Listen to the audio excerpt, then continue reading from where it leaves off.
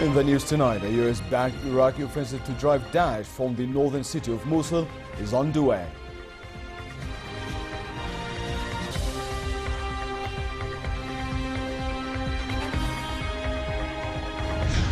"14 members of one family are killed in an airstrike in Aleppo as the Syrian government pursues its drive to capture opposition-held areas of the city.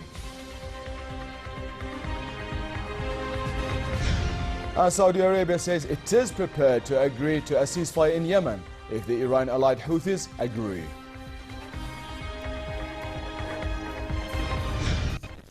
Good evening and welcome to the news at 10. Senate President Faisal Al-Faiz handed a written message from His Majesty the King to Kuwait's Emir Sheikh Sabah Al-Ahmed Al-Sabah. In the letter, the King expressed Jordan's pride in the solid and deep ties with the Gulf Arab state and the desire to further advance cooperation. King Abdullah said he appreciated Kuwait's support of Jordan, stressing the kingdom's keen interest to maintain coordination to counter the challenges posed to the region. The Kuwaiti Emir stressed his country will keep its support for Jordan's security and stability and to overcome economic hardships. He said he would direct the Kuwaiti Investment Fund to contribute to Jordanian projects. Jordan said it hoped the battle for liberation of the Iraqi city of Mosul will reflect the will of the alliance against terrorism to root out the Daesh terror group. State Minister for Media Affairs and Government Spokesman Mohammed Momeni said Daesh represent one of the ugliest manifestations in killing, wreaking chaos and distorting religion and civilization humanity had ever witnessed. The liberation of Mosul, he said, will be a decisive phase in eliminating Daesh in Iraq and will also galvanize its uprooting in other places where it had gained a foothold. Momeni voiced the hope that this goal will be met as soon as possible to spare the people of Mosul further suffering after 2 years of atrocities and brutality by the terror gang. Iraqi government forces launched a US-backed offensive to drive Daesh terror group from the northern city of Mosul. Masoud Barzani, president of Iraq's Kurdistan region, said the operation had taken about 200 square kilometers of farmland and villages east of Mosul from the militants on the first day. The United States predicted Daesh would suffer a lasting defeat as Iraqi forces mounted their biggest operation since the 2003 US invasion. Here's more. The battle for Mosul is underway.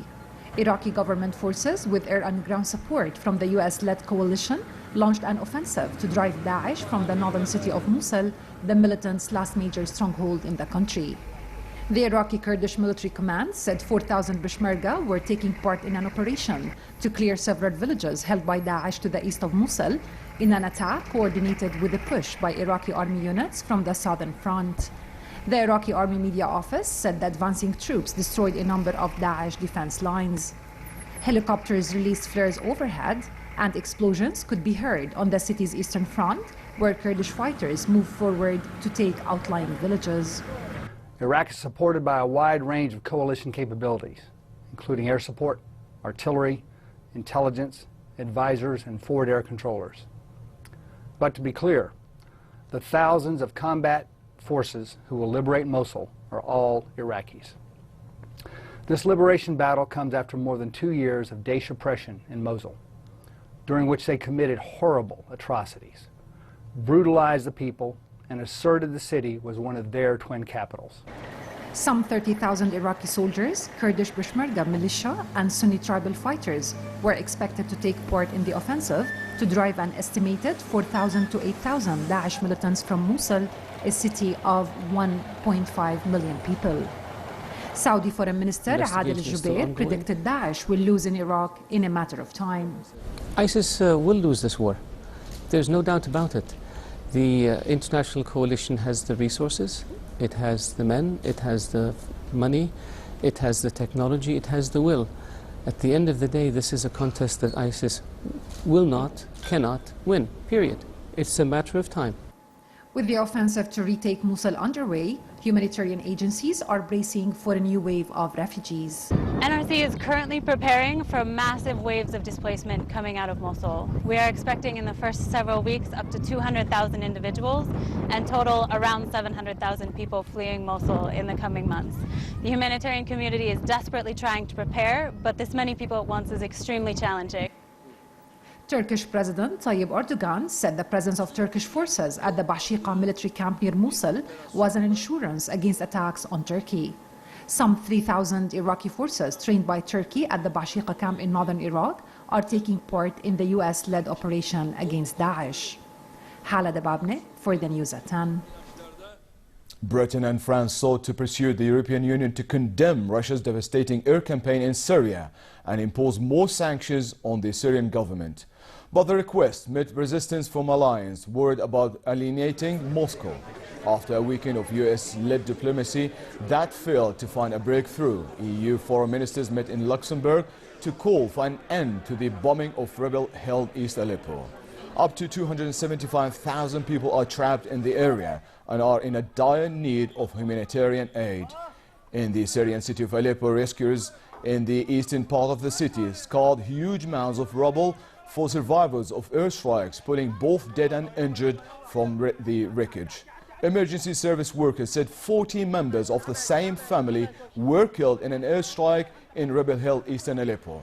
A list of the dead published by the civil defense, including several infants, among them 2 6-week-old babies and 6 others children aged 8 or below.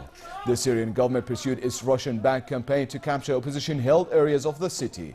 But the Russian defense minister said Russian and Syrian forces will pause attacks on the Syrian city of Aleppo for 8 hours on Thursday to allow civilians and rebels to leave the city. The border guard arrested a man who was trying to smuggle in drugs from Syria. The Jordan Armed Forces Arab Army Command said in a statement that troops on the northeastern frontier thwarted the infiltration attempt and seized 175,000 drug pills and 130 bags of hashish in the man's possession. It said the contraband was referred to the competent authorities. Saudi Arabia said it is prepared to agree to a ceasefire in Yemen if the Iran-allied Houthis agree. But Saudi Foreign Minister Adel Jubeir said he was skeptical about efforts for peace after previous ceasefire attempts had failed. The Saudi-led military campaign in Yemen has faced heavy criticism since an airstrike this month on a funeral gathering in the Yemeni capital Sana'a that killed 140 people. The United States and Britain, which have both supported the Saudi-led campaign, have called for an immediate and unconditional ceasefire between Houthis and the Saudi-backed internationally recognized Yemeni government. The Saudi foreign minister also said the airstrike was a mistake and based on false intelligence and that the victims should be compensated by his government. He also said the operations against Houthis in Yemen have been fairly successful.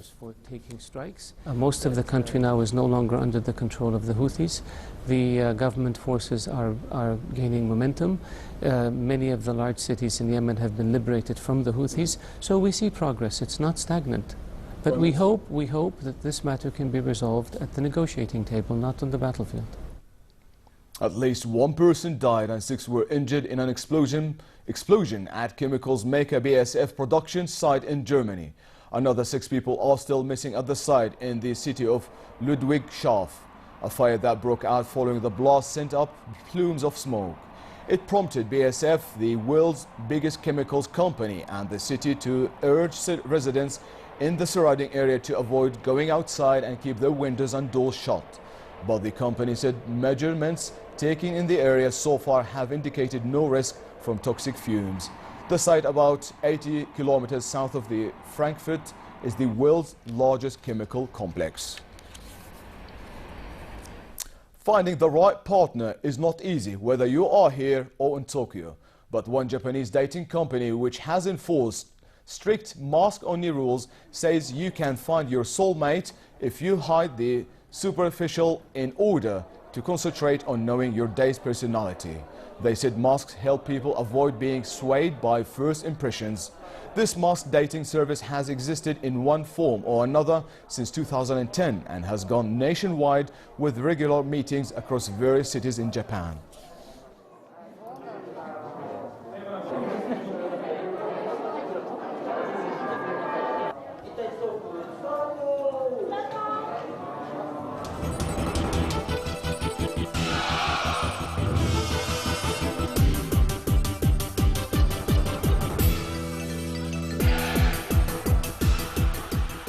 Nick Kyrgios has been banned for 8 weeks for his conduct during his defeat at the Shanghai Masters, according to the governing body for men's tennis. The suspension will be reduced to 3 tournament weeks upon agreement that the player enters a plan of care under the direction of a sports psychologist. Kyrgios has also been slapped with an additional $25,000 fine for his conduct contrary to the integrity of the game. The Australian was beaten by Misha Zverev and appeared to be walking off court before the unseeded German had completed his shot.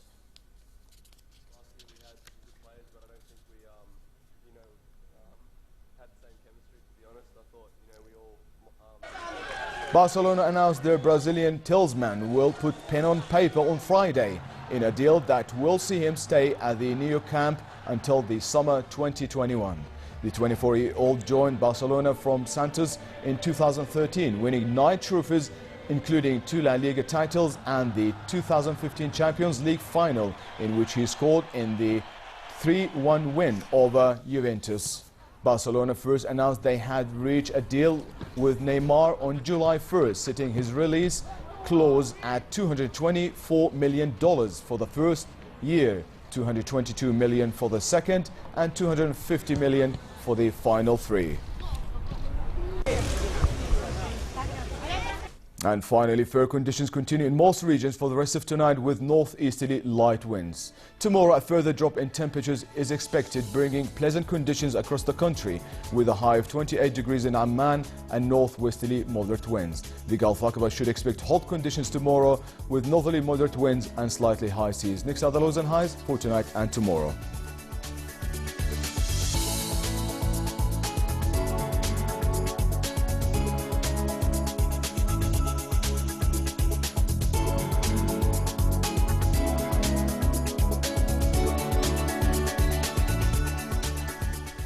To close here, our top stories once again. A US-backed Iraqi offensive to drive Daesh from the northern city of Mosul is underway.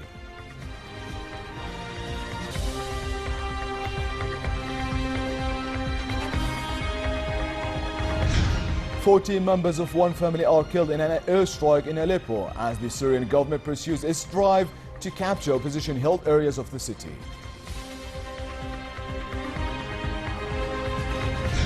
And Saudi Arabia says it is prepared to agree to a ceasefire in Yemen if the Iran-allied Houthis agree. And with that, we come to the end of tonight's news. I'm Lawal Balkar. Have a good night.